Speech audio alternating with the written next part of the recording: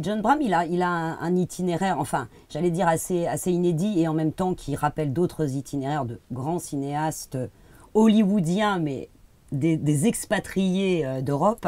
En fait, il a commencé dans le théâtre, hein, à Berlin, metteur en scène de théâtre, artiste dans le Berlin le plus créatif des années 30. Et puis, comme beaucoup, il a fui le nazisme, il est parti à Hollywood.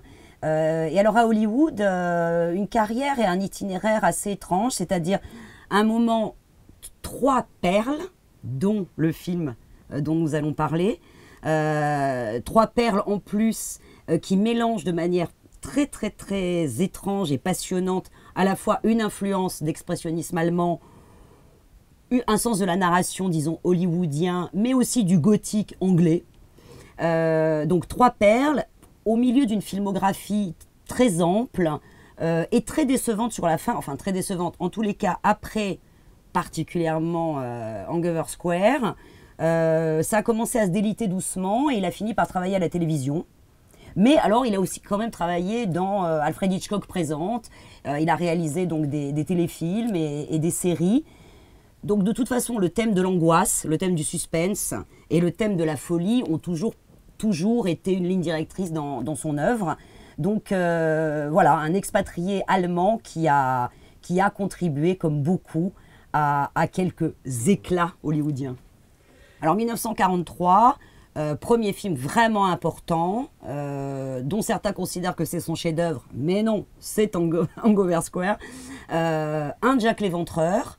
Alors en fait, un Jack l'Éventreur, c'est évidemment une variation sur le thème de Jack l'Éventreur, comme il y en a eu beaucoup, et le titre original rappelle quelque chose d'Hitchcockien, puisque ça s'appelle The Lodger. Donc un film déjà dans un Londres brumeux, à la fois gothique et expressionniste.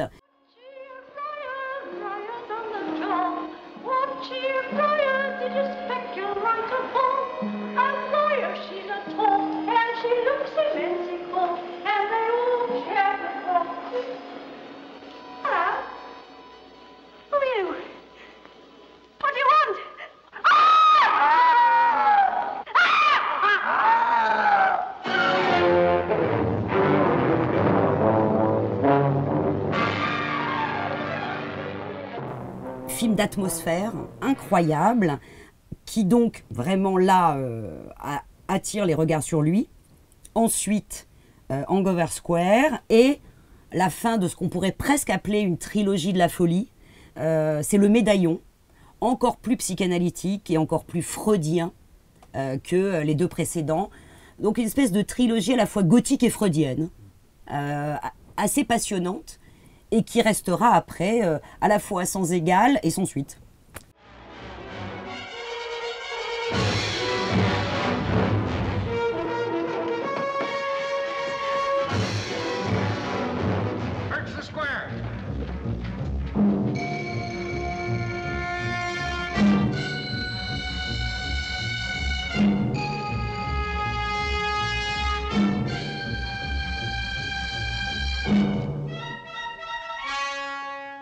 Alors déjà, il y a un noir et blanc absolument magnifique, alors qui là est une fois de plus entre l'expressionnisme allemand, mais aussi vraiment les films de la Hammer.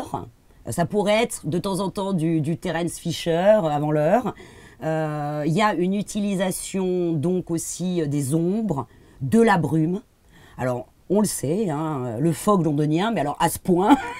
Donc il y a du brouillard, il y a des clairs-obscurs, il y a des ruelles, et surtout une manière de transformer soudainement un décor inoffensif, une petite rue londonienne, soudainement, comme ça, d'un éclairage différent, d'une vapeur qui monte, en lieu d'inquiétude et de danger. Mais vraiment en une fraction de seconde. Et alors il y a une utilisation des plans et de la caméra incroyablement moderne, des contre-plongées folles. À un moment, le héros rentre chez lui après une crise donc de folie, une crise meurtrière.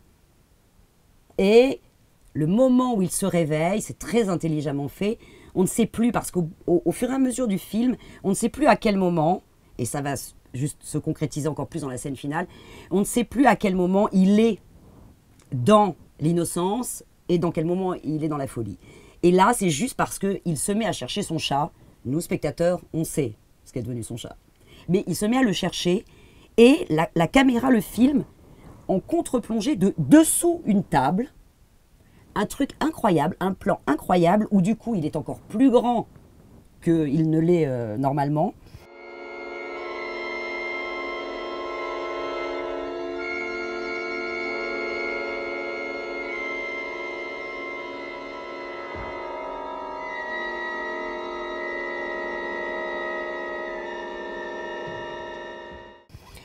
Il y a aussi des choix de cadres absolument fous, vraiment des décalages qui à chaque fois suivent sa folie et des flous magnifiques, des plans qui presque se surimposent l'un sur l'autre au moment où il perd conscience et où il perd pied. C'est-à-dire qu'il y a vraiment une mise en scène qui va dans le sens de la perte de conscience, qui va dans le sens de la folie. C'est incroyable. Il y a des moments où on se dit, tiens, ça pourrait être du Orson Welles, non du Terence Fisher, non du Fritz Lang. Tout ça mélangé dans une liberté. Hey, get where you're going, can't you?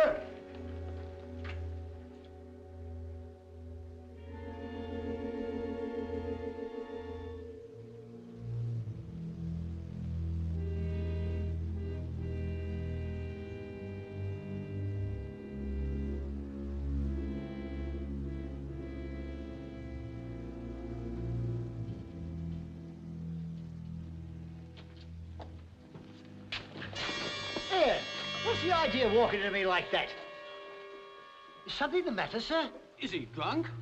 Are you feeling badly, sir? No, I'm all right now, thanks.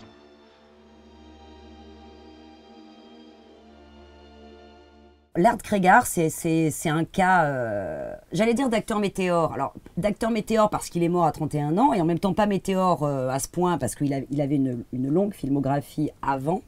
Mais effectivement, Laird Cregar, quand il joue pour John Bram, d'abord, il joue The Lodger, alors il joue une espèce de variation de Jack l'Éventreur, une montagne. Mais alors ce qui est incroyable, c'est je crois que les frères Cohen seraient tombés amoureux de cette enveloppe charnelle, une espèce de colosse, avec finalement quand même une tête d'innocent, avec des grands yeux comme ça qui s'écarquillent de candeur, un drôle de mélange d'innocence et vraiment de dangerosité.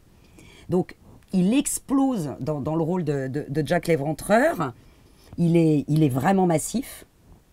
Et comme il devient célèbre, il se dit « je vais perdre du poids, je vais devenir séduisant ».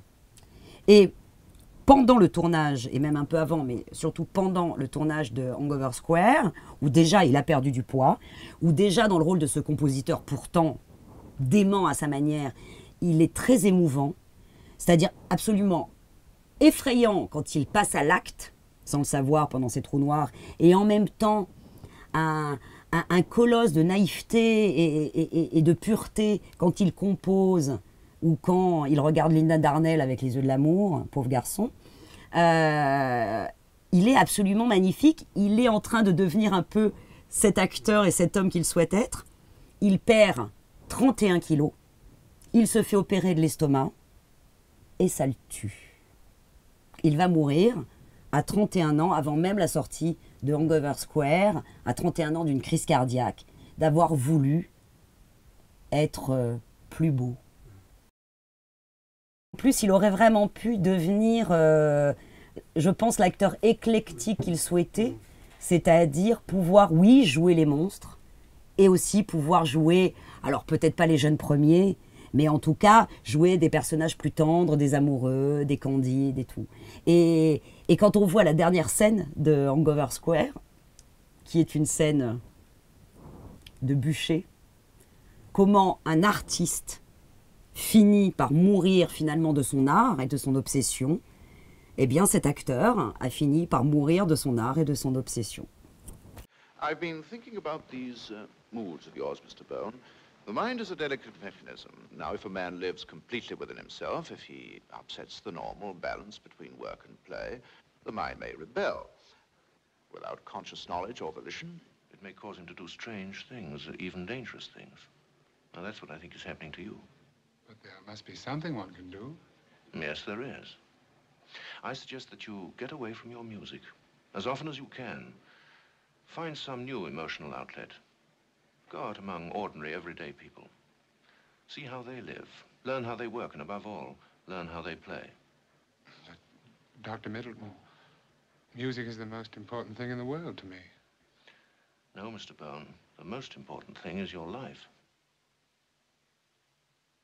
Alors, s'il fallait parler de George Sanders, il faudrait faire un bonus à lui tout seul.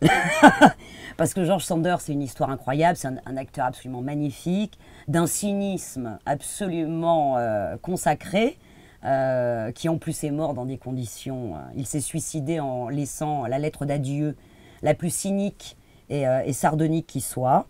Je laisse aux cinéphiles, s'ils ne savent pas encore, le soin de consulter le Wikipédia de cet acteur, mais George Sanders, alors ce qui est marrant, c'est qu'il jouait déjà donc pratiquement le même rôle dans Jack l'Éventreur, c'est-à-dire alors un policier ou en tout cas un scientifique de Scotland Yard, déjà un petit peu psychanalysant et déjà un peu féru de médecine légale.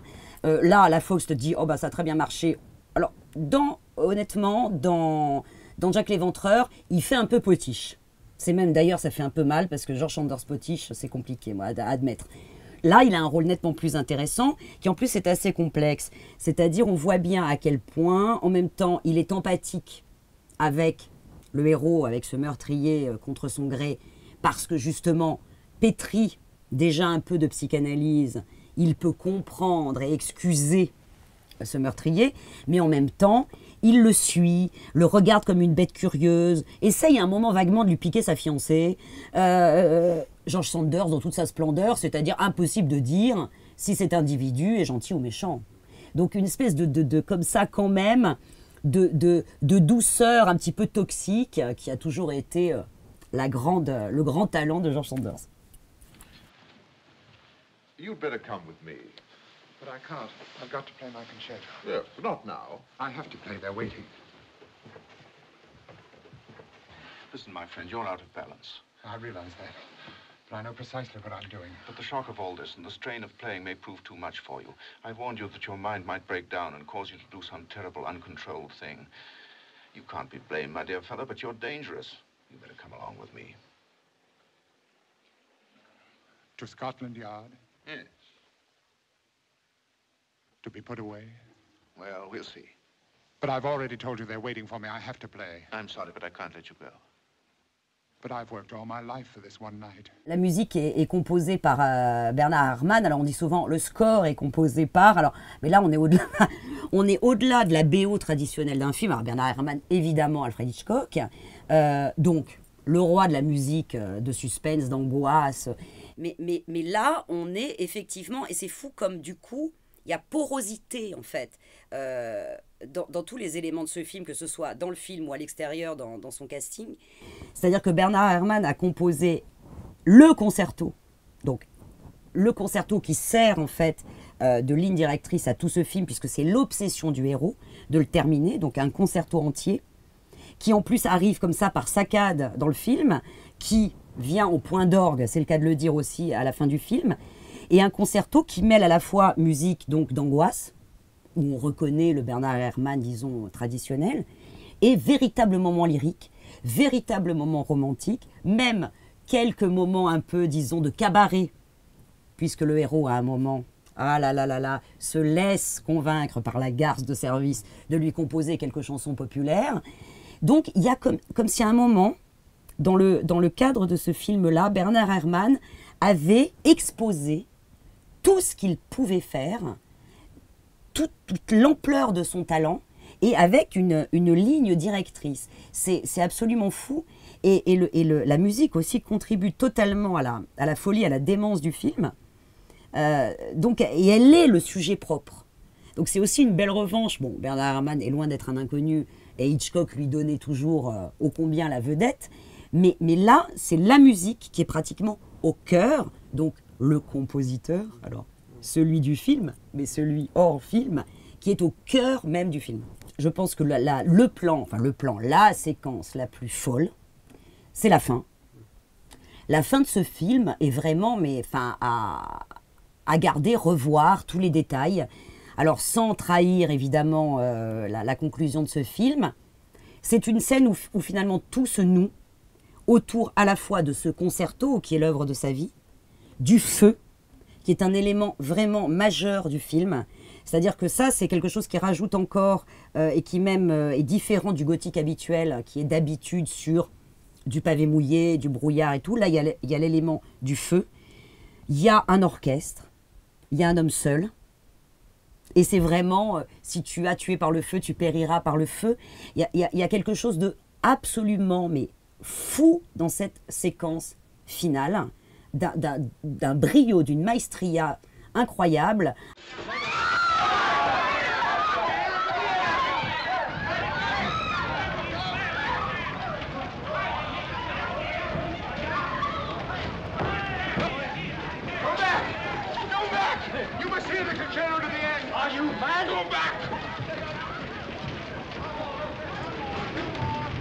Avec des gens qui fuient, qui portent leurs instruments au-dessus de la tête, des portes qui se ferment, en plus différents moments où le feu s'allume, jusqu'à devenir un embrasement absolu. On a presque l'impression que, pratiquement comme Inglourious Basterds de Tarantino, c'est la pellicule elle-même qui va prendre feu à la fin de cette séquence.